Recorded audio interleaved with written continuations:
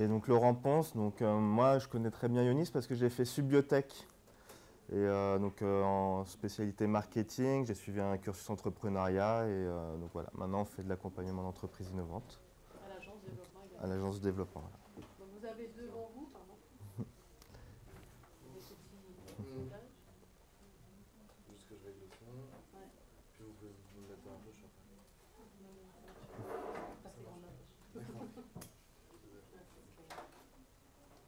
Donc là, vous avez devant vous l'équipe innovation de l'Agence de développement économique, c'est-à-dire que nous accompagnons au quotidien les entreprises, enfin, ou même des porteurs de projets. Donc ça va du porteur de projet à des entreprises de 200 personnes et on les accompagne pour le développement de leur projet de R&D, hein, souvent.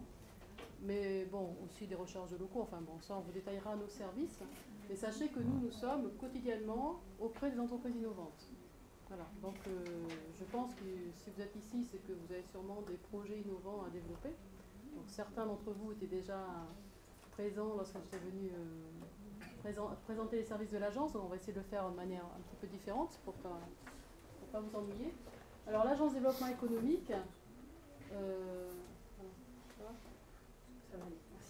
elle est située à Ivry, à 200 mètres d'ici. Donc si vous voulez nous rencontrer, venez à pied, on n'est vraiment pas loin. Elle a été créée donc il y a 11 ans maintenant, à l'initiative du Conseil départemental du Val-de-Marne, pour aider le développement économique, aider à implanter des entreprises innovantes parce qu'elles sont à fort potentiel d'emploi. C'est le pari du Conseil départemental. Et aider celles qui sont en Val-de-Marne à se développer. Voilà. Donc notre mission, Laurent et moi, c'est d'apporter des services pour qu'elles développent au maximum leur activité innovante. Alors, excusez-moi. Ouais, tu peux me passer là. Donc voilà, donc, très rapidement, je ne vais pas vous embêter avec ça, mais pour vous montrer un petit peu quel est le métier de l'agence. Donc l'agence assure donc, la promotion et le marketing du territoire, vous avez bien compris, c'est pour développer l'emploi sur le Val-de-Marne. Donc on met en lumière les grands projets structurants du département pour donner envie à des entreprises de venir s'installer. Donc il y a une activité marketing territoriale très importante. Et ensuite, on fait donc de la prospection, de l'appui au développement économique. Alors, dans cette partie-là, ce sont plutôt nos collègues qui travaillent au niveau surtout international, parce qu'on a une action au niveau international. On va prospecter des entreprises en Chine, en Espagne, en Italie, en Allemagne, en Autriche. Donc, on a des chargés de mission issus de ces pays-là qui travaillent pour nous. Et donc, notre mission, c'est non pas d'exporter, ce n'est pas d'aider les entreprises à exporter, mais plutôt de prospecter des entreprises étrangères qui vont venir s'installer sur le territoire. Bon, ensuite, donc, innovation en recherche, on va le développer. On va le développer avec Laurent, donc je pense que c'est ce qui vous concerne. Et ensuite, donc, il y a une action aussi développement territorial, puisqu'on n'est pas seul sur le Val-de-Marne, évidemment. Le Val-de-Marne est, comme tout département, est très bien organisé en ville, en comité d'agglo. Vous avez sûrement entendu parler de tout ça. Et donc, nous, on travaille avec tous ces acteurs territoriaux. Hein, on n'est pas isolé sur le Val-de-Marne. On travaille évidemment au niveau innovation et recherche auprès des écoles, comme l'ETNA. On travaille auprès des universités, puisqu'on a l'UPEC, on a la fac de médecine Crémon-Bicêtre. Donc, on connaît bien les écoles d'ingénieurs et on connaît bien les laboratoires associés aux universités. Et en fait, nous, on fait souvent le matching entre ces laboratoires et les entreprises qui cherchent à développer de la R&D. Donc on va passer à la suite. Ok. Voilà, donc, présenter quel service on peut vous amener. Voilà, concrètement, comment est-ce qu'on peut vous aider? Comment est-ce qu'on accompagne les entreprises innovantes? Tout d'abord, c'est la recherche en financement, qu'il soit public ou privé. Donc on connaît très bien tous les acteurs qui financent des entreprises innovantes, pas seulement dans le Val-de-Marne, mais aussi certaines aides sont régionales ou même nationales, voire même parfois mondiales. Donc on les connaît très bien et on sait identifier quelles aides correspondent le mieux en fonction du stade de développement de l'entreprise ou du projet. Donc Dominique détaillera tout à l'heure plus en détail quelques-unes de ces aides, parce qu'il y en a vraiment beaucoup et c'est parfois très dur de s'y retrouver. On aide également les entreprises qui veulent s'installer dans le Val-de-Marne ou qui sont déjà installées et qui veulent déménager à trouver des locaux. Donc que ce soit dans des lieux spécifiques à l'innovation comme des incubateurs ou des pépinières, ou alors des locaux dans le diffus sur tout le territoire. On aide également, en fait, on travaille très étroitement, donc comme l'a dit Dominique tout à l'heure, avec les laboratoires publics et les écoles. Donc on a notamment un partenariat en ce moment avec l'UPEC, qui est l'Université Paris-Est Créteil. Et sur lequel on travaille notamment sur le rapprochement entre les entreprises et les laboratoires de recherche. Donc on a notamment un atlas de l'innovation, on a répertorié plus de 800 entreprises innovantes dans le Val-de-Marne. Notre travail, c'est d'élargir cet atlas pour y intégrer les laboratoires de recherche et les plateformes technologiques. Donc peu importe le domaine, c'est vraiment, on parle d'innovation au sens large du terme, donc que ce soit dans la santé, le numérique, l'environnement, etc. Donc le but, c'est vraiment de faire collaborer ces deux mondes qui n'ont pas forcément l'habitude de travailler ensemble. Donc la plateforme, le nouvel atlas de l'innovation va sortir au courant du mois de juillet. Donc ça pourrait être intéressant aussi pour vous d'aller y faire un tour et de voir ce qui se fait sur le territoire en matière de R&D ou même au niveau du tissu entrepreneurial. On fait également du conseil en propriété industrielle. Donc ça peut vous concerner également. On travaille très étroitement avec l'INPI sur ce volet-là. Et à côté de ça, on organise aussi beaucoup d'événements qui sont vraiment dédiés à l'innovation. Donc le but, c'est vraiment de fédérer tout l'écosystème de l'innovation dans le département. Et aussi de promouvoir, valoriser tout ce qui est fait ici. Donc on a notamment les matinales et nocturnes de Mitinov. On organise une nocturne début juillet de cette année sur l'open innovation. Donc ça, on diffusera auprès d'Emma qui vous diffusera aussi l'information, tout le monde est invité. Donc on va faire intervenir notamment des grands groupes comme par exemple Starting Post du groupe La Poste, également l'INA ou l'IGN et également la SAT Île-de-France Innov. On va en organiser plusieurs pendant l'année, donc notamment une autre sur les RH, donc ça vous intéressera peut-être un petit peu moins, ou sur les financements, donc ça peut vous intéresser. On organise aussi tous les 2 mois une convention de financement, Meetinvest, en partenariat avec une association de business angels qui s'appelle Val Angels. Donc c'est l'association de business angels du Val-de-Marne qui a été créée il y a 10 ans à l'initiative de l'agence.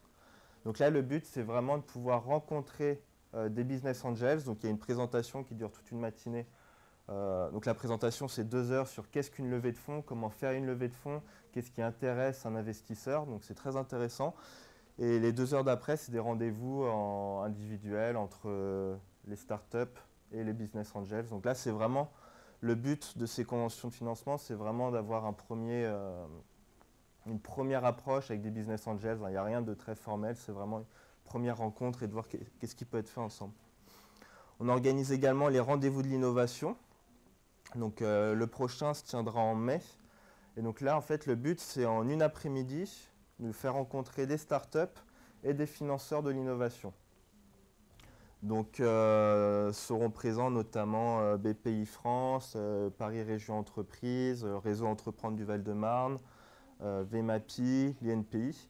Donc l'intérêt pour la start-up, c'est de voir en une après-midi tous les financeurs d'un coup et de ne pas avoir à monter 5 rendez-vous différents. Donc évidemment, c'est des rendez-vous d'à peu près une demi-heure. Donc ce n'est pas possible d'entrer dans les détails en une demi-heure, mais c'est quand même un premier contact avec les financeurs qui peut être intéressant. Et donc voilà, et on travaille également très étroitement avec les pôles de compétitivité franciliens, les grappes d'entreprise, les clusters. Donc typiquement, c'est Medicine, Cap Digital, voilà. L'idée de l'agence, c'est un nœud pour les relations. Dans entreprise, laboratoire, territoire. Donc pour vous présenter un peu ce qui se fait dans le Val-de-Marne en matière d'incubateur et pépinière d'entreprise. Donc c'est vraiment, on a des structures réparties sur tout le territoire. Donc dans chacune, donc il y en a certaines généralistes et d'autres qui sont plutôt spécialisées. Donc je pense notamment à l'Institut Georges Méliès qui est plutôt spécialisé dans l'image, l'incubateur Télécom Sud Paris dans le numérique, tout comme Creative Valley, et également des incubateurs santé, donc par exemple Silver Innov ou Villejuif Biopark.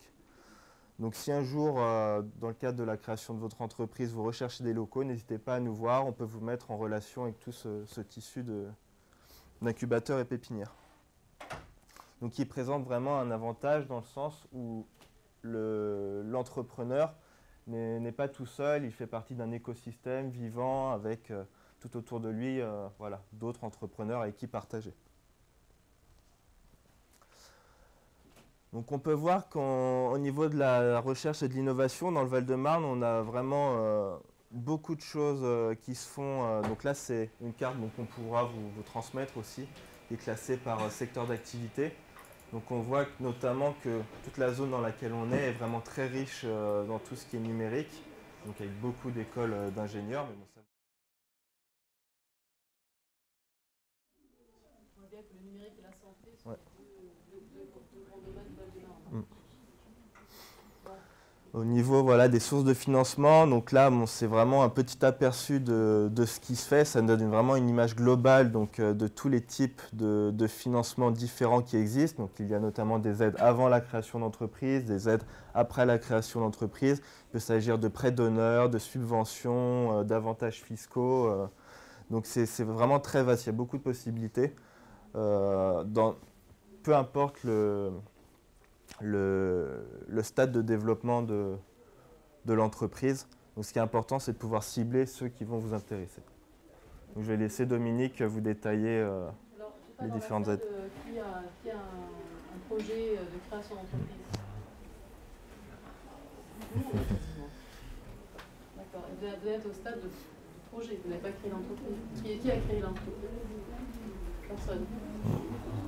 Donc en fait, vous voyez bien, vous êtes dans cette partie-là. Hein. Dans cette partie-là, vous avez accès, l'aide la plus facile à obtenir, la plus intéressante, c'est la bourse French Tech, ça je pense qu'on vous en a parlé, qui est donnée par la BPI France, et c'est une subvention à hauteur de 38 € maximum. Hein. C'est relativement facile à obtenir, je ne sais pas si vous l'avez tenté déjà. Hein? Non? Personne n'a tenté la bourse French Tech? En fait, comme ça, en portage de projet, ça vaut le coup. Hein. Parce que voilà. Il faut savoir que c'est une aide qui est disponible que pour les entreprises de moins d'1 an ou les porteurs de projets. Donc en amorçage, à la création de l'entreprise, c'est très très intéressant comme aide. Donc, dans cette partie-là, il y a la bourse French Tech, parce qu'il faut savoir qu'avant création, il n'y a pas d'identité juridique, forcément, parce qu'il n'est pas créé. Et donc un organisme ne peut pas donner une aide à une personne physique, donner qu'à une personne morale, sauf la bourse French Tech. Hein. Donc après, vous voyez qu'il y a beaucoup d'aides après, mais ça c'est après création. Pour ceux qui ont un projet d'entreprise, c'est vraiment le mener à bien, il y a un incubateur, donc il y a la partie incubation, le seul incubateur public, parce qu'il y a une différence entre incubateur public et incubateur privé. Le seul incubateur public se trouve à Arcueil, c'est l'incubateur de Télécom Paris Tech, mais qui n'héberge pas que des projets Télécom Paris Tech. Les projets viennent un peu de partout. Donc éventuellement, vous pouvez postuler à cet incubateur. L'intérêt, c'est que vous pouvez être hébergé ou pas. C'est selon ce que vous décidez, sachant que si vous êtes hébergé, vous payez le loyer. Hein. Et vous avez normalement, si tout va bien encore, une aide de 10 000 €. Et l'aide de 10 000 € est vraiment faite pour tout ce qui est études business plan, marketing. l'aspect technique n'est pas pris en compte dans cette aide. On considère que ce sont des ingénieurs qui veulent développer une entreprise et donc qui ont besoin de l'aspect business. Voilà. Donc là, par exemple, pour avoir accès à l'incubateur d'Arcueil, il faut passer devant le comité de sélection, présenter votre projet et ceux qui déterminent si vous êtes éligible ou pas à leur incubateur. Sachant que leur critère vraiment fort, c'est qu'ils souhaitent que pour que le porteur de projet ne soit pas seul, donc qu'il y ait une équipe déjà un petit peu structurée et surtout que les porteurs de projet donc, veuillent soient dans une démarche de prendre des investisseurs. Ils ne croient pas du tout aux porteurs de projet seuls déjà, et aux porteurs de projet seuls sans investisseurs, ils n'y croient pas du tout, donc ils ne vont pas sur ces projets-là. Bon, je vous dis tout de suite, pour ça permet de ne pas perdre de temps. Ensuite, vous avez les concours émergence et création-développement du ministère de la Recherche, donc là, mais qui n'est pas réservé aux chercheurs. Au départ, il était plus ou moins, mais bon, il y a 12 ans. Donc actuellement, tout porteur de projet peut postuler au concours émergence, qui est une subvention à hauteur de 45 000 € maximum. Sachant que là, il faut quand même qu'il y ait une partie quand même R&D assez solide. Voilà. Bon, et après, vous avez le concours création-développement, ce qui est la phase d'après, où là, l'entreprise est créée, elle est en train de se développer, et là, sur une subvention de 450 000 €. Voilà. Donc, si vous voulez, on peut continuer, ça vous intéresse, on peut continuer à développer. Donc, pour voir un petit peu à quoi vous pourriez avoir droit. Alors ensuite, juste après la création de donc sur la partie en haut à droite, création d'entreprise, vous avez en fait, plutôt détailler cette partie-là, parce que celle-là, il faut la demander très tôt, la partie des prêts d'honneur. Alors il faut savoir que chaque aide a ses propres critères d'obtention et ses propres critères au niveau de l'âge de la société. Si vous dépassez les 3 ans, ben c'est fini. Donc, faire attention. Donc les prêts d'honneur en Val-de-Marne, on va en solliciter 3. Donc c'est Antipole Initiative, c'est un prêt d'honneur dont le critère c'est vraiment l'innovation technologique et de service. En fait, ils sont très concentrés sur l'innovation. C'est une aide régionale. Donc c'est un prêt d'honneur qui peut atteindre 90 000 €, sachant que c'est 30 000 € par associé. Donc là, en fait, ils prennent le risque est porté par la personne physique. Donc c'est l'associé, on prête aux associés, pas à la société. Et c'est l'associé qui est redevable de rembourser. C'est un prêt. Donc jusqu'à 90 000 €. Ensuite, ça c'est un fonds régional. Donc le Val-de-Marne forcément, fonds régional Île-de-France, donc le Val-de-Marne en bénéficie. Ensuite, il y a VMAPI et Raison de Comprendre qui sont des fonds Val-de-Marnais. Donc là, il faut être installé dans le Val-de-Marne, développer l'emploi dans le Val-de-Marne. Et là, les critères d'obtention, c'est vraiment la création d'emplois. En fait, ces 2 fonds, moi je les ai mis là parce que ils ne sont pas dédiés à l'innovation en réalité, mais ils sont dédiés à tout projet. Donc, le projet innovant, on peut en bénéficier. Donc, leur critère, ce n'est pas du tout l'innovation, c'est vraiment le potentiel de création d'emplois des projets. Donc, ça veut dire que quand vous postulez c'est là où on peut vous aider, à ces différents dispositifs, il faut rédiger le document de certaine manière pour bien connaître quels sont leurs critères d'évaluation. On ne va pas faire un dossier Antipole comme on fait un dossier Raison d'Entreprendre. Ça n'a rien à voir. Donc là, au niveau des prêts d'honneur, on est dans des prêts d'honneur un peu moins importants. Raison d'Entreprendre, ça dépend des projets, mais en gros 40 000 €. Les VMAPI, ça varie. Hein. Enfin bon, c'est un peu comme Raison d'Entreprendre en fait. L'intérêt de ces prêts d'honneur, c'est qu'il y a évidemment une aide financière, mais il y a surtout un parrainage. Il y a un parrainage, surtout dans le Réseau Entreprendre, il y a un parrainage par des chefs d'entreprise qui suivent votre projet et qui vous parrainent, qui vous coachent un peu sur votre projet. Et ça, c'est assez apprécié en fait. Hein. Donc voilà, les prêts d'honneur, ça en fait, je vais un petit peu dans l'ordre. Quand vous créez une entreprise, il faut commencer donc par la bourse French Tech, l'incubation si vous pouvez, concours émergence, sachant qu'il y a des dates. Alors les dates, maintenant c'est avril, hein, je crois, le dépôt des candidatures. Voilà, je connais plus la dernière date, mais c'est fin avril, début mai. Donc, le déposer s'il faut aller. Ensuite, vous sollicitez les prêts d'honneur. Et ensuite, on va sur les autres aides, sachant que l'intérêt de la bourse French Tech, l'intérêt des prêts d'honneur, c'est que vous augmentez vos fonds propres. Parce que quand vous allez voir BPI France, qui font quand même la majorité des entreprises innovantes, BPI France va vous aider à hauteur de vos fonds propres. Bon, il faut d'abord faire monter les fonds propres pour pouvoir être aidé à hauteur des fonds propres. Ça veut dire, si vous demandez 100, il faut que vous ayez 50 en fonds propres. Si vous n'avez rien, on ne peut pas rien. Voilà. Je ne sais pas si c'est clair ça. Ouais. Donc alors ensuite, donc vous avez, alors on a encore laissé les aides de Paris Région Entreprise. Pour ceux qui connaissent, c'était l'ancien Centre français d'innovation. Je ne sais pas si vous connaissez. Bon, en fait, ces aides viennent de changer et elles ont toutes été, elles sont toutes maintenant instruites par BPI France. Donc maintenant, tout le monde va sur BPI France. Alors, Paris Région Entreprise existe, bon, même une très grande, ils sont plus de 100 personnes hein, en région Île-de-France, les entreprises, mais maintenant ils vont faire du conseil, ils n'ont plus de subventions ou d'aide remboursables. Donc ensuite, après les prêts d'honneur, donc c'est BPI France. Et BPI France a tout un panel de solutions financières. C'est la banque des entreprises innovantes. Hein. Et donc, quand vous avez renforcé vos fonds propres, vous allez voir BPI France sur un projet de R&D ou sur un projet de commercialisation. Ils aident pas mal au lancement commercial. Bon, ils aident aussi sur des investissements immobiliers. Enfin, mais il faut qu'à côté, vous ayez les fonds propres, équivalents. Voilà. Après, quand vous serez encore plus mature, vous aller sur des projets collaboratifs, sachant que là, il y a pas mal d'argent. Les projets collaboratifs, donc j'ai mis le FUI, en fait, ce sont les projets portés par les pôles de compétitivité. Donc là, il faut monter un projet collaboratif avec d'autres entreprises et d'autres laboratoires. Et le pôle, une fois que le projet est sélectionné, abonde à 30% du montant du projet. C'est une manière donc, voilà, de lever de l'argent. Les projets ANR, bon, je pense que ça vous concerne, c'est l'Agence nationale de la recherche, donc ça c'est du projet collaboratif franco-français entre labo et entreprise. Et ensuite, il y a Horizon 2020, projet européen. Donc nous, on fait à l'agence des actions sur Horizon 2020 pour aider les entreprises à y rentrer, sachant que la France est très mauvaise là-dessus. Mais alors qu'il y a énormément d'argent au niveau de l'Europe. Donc là, ce sont des projets collaboratifs, mais bon, là, il faut quand même être assez mature. Hein. Donc, je vous en parle, mais voilà. En début, là, c'est pas la peine. Voilà, alors ça, ce sont toutes les aides à droite. Ensuite, il ne faut pas oublier de protéger votre innovation. Alors, je sais que bon, vous êtes en informatique, et là, c'est un peu délicat.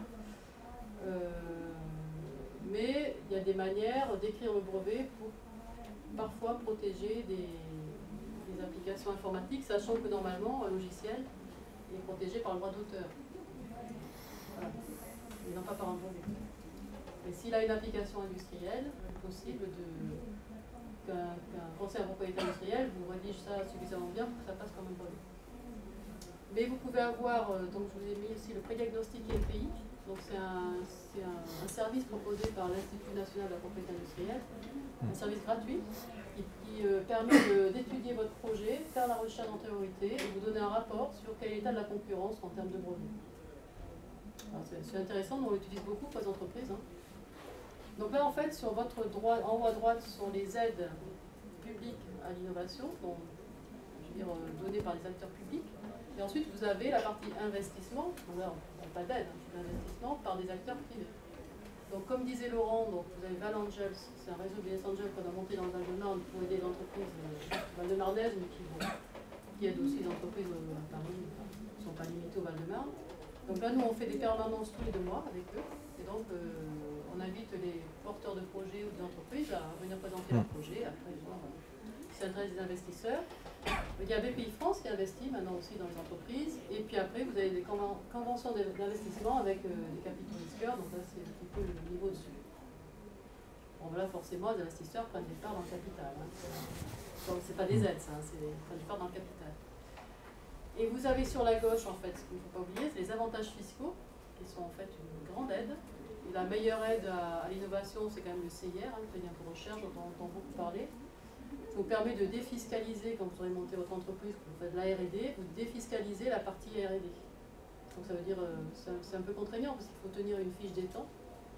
Hein, voilà, donc c'est très contraignant, il y a des contrôles fiscaux à chaque fois. Donc voilà, c'est contraignant, mais beaucoup d'entreprises innovantes, surtout dans les biotech, vivent pendant 10 ans là-dessus. C'est une très grosse aide. Hein. Bon, ensuite, il y a le statut JUI qui vous permet aussi de défiscaliser. Ensuite, il y a le crédit impôt innovation. Alors là, c'est plutôt autant le CIR, crédit impôt recherche, permet de défiscaliser les activités de R&D. Et le CII, enfin, crédit impôt innovation, pardon, en fait, permet de défiscaliser la phase prototypage, donc plus appliquée, hein, plus en aval. Le CICE, donc, honnêtement, là, on n'a pas vraiment utilisé. Je ne vais pas m'étendre là-dessus.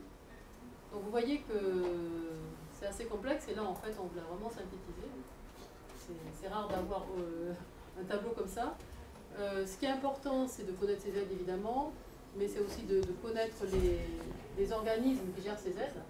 Et nous, en fait, nous avons des réunions régulières. On a le réseau Val-de-Marne d'innovation.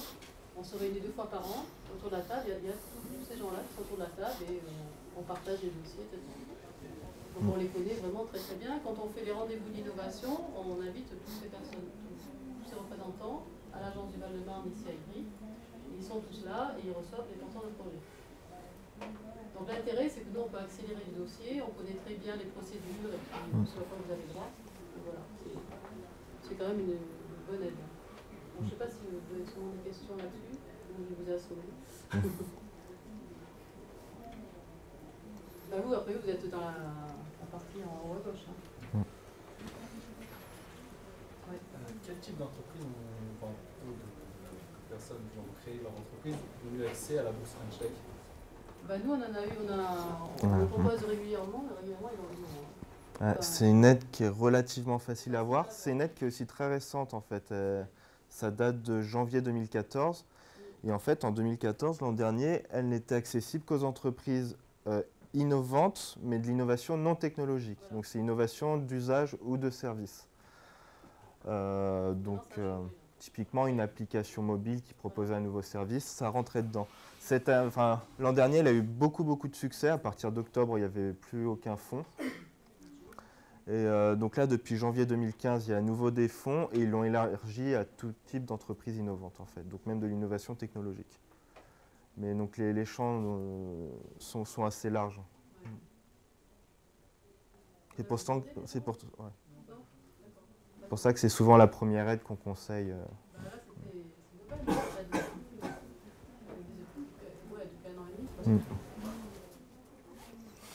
Après, en plus, elle est facile à monter. Le dossier n'est pas long, mais l'entreprise n'est pas créée, donc c'est pas. Parce que les autres aides, bon, c'est un petit peu. Voilà.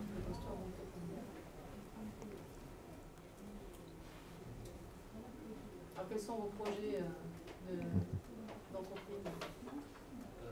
Pour ma part, moi et mes camarades, c'était plutôt sur les startups dans le secteur du jeu vidéo. Ouais. Et on se demande toujours quel type de société quel type d'entreprise. Quel type d'entreprise, oui.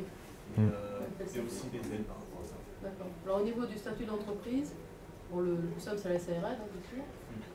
Ceci dit, si vous voulez faire entrer des investisseurs, il faut se monter en SAS. Parce que sinon, les investisseurs ne vont jamais sur une SARL. On peut avoir un peu à l'avance, oui, de changer de statut.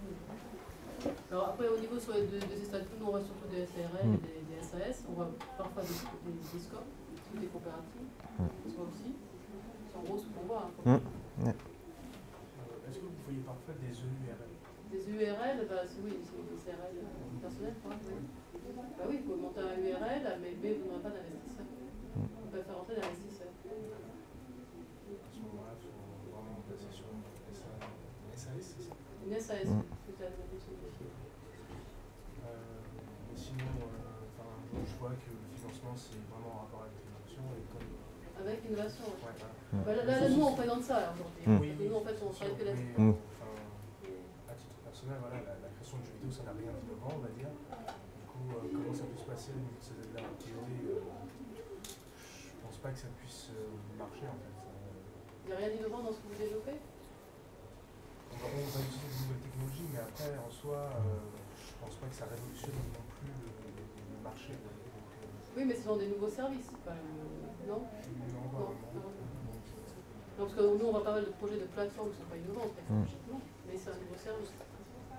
Voilà, et on accompagne aussi des porteurs de projets qui sont aussi dans le jeu vidéo.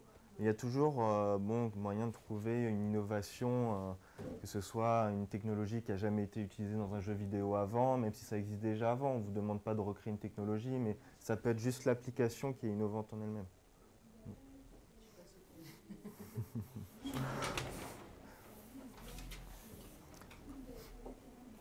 Après, il y a d'autres aides dont on n'a pas parlé, qui sont plus générales. Donc, par exemple, vos proches, c'est des personnes à solliciter pour avoir au début un petit peu d'argent pour démarrer, ou le crowdfunding qui marche très bien en ce moment. Donc, Vous connaissez ça marche bien aussi. Et là aussi, il y a plusieurs formes de crowdfunding.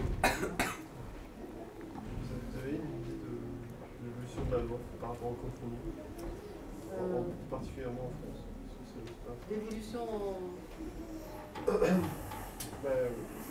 suis plutôt en anglais, donc c'est vrai que je ne connais pas trop les plateformes en français. Ouais. Mais par exemple, maintenant, il y a les deux systèmes. Il y a des systèmes où il y a le Kickstarter qui est le plus connu. Les personnes ont des avantages en nature, par exemple. Voilà. Mais il y a d'autres, les personnes qui deviennent investisseurs. Voilà. Et puis il y a le prêt, en fait. Il y a trois systèmes en fait. Et donc est-ce qu'en France c'est possible maintenant? Est-ce qu'il y a des systèmes d'investissement direct? Oui, parce que vous avez aussi une plateforme d'investissement direct qui existe depuis 4 ans. Hein. Ouais. Qui permet des particuliers d'investir dans une société. Il y a Qu'est-ce qui se vend plutôt sur la forme don contre cadeau, on va dire, enfin, voilà, contre nature. Et puis même vraiment par monter Hello Merci, une plateforme de prêt. Les particuliers prêtent de l'argent sur un projet. C'est un prêt. C'est comme du microcrédit en fait. Oui, mais sauf qu'il y a plusieurs prêteurs. Enfin, il y aura des billets de prêteurs. Donc oui, il y a les trois formes de crowdfunding mais qui existent. Hein. Après, on ne sait pas trop comment ça va évoluer, parce que bon, les banques ne sont pas très contentes. C'est ça. Donc il risque de barrer un petit peu la route. Hein, mais...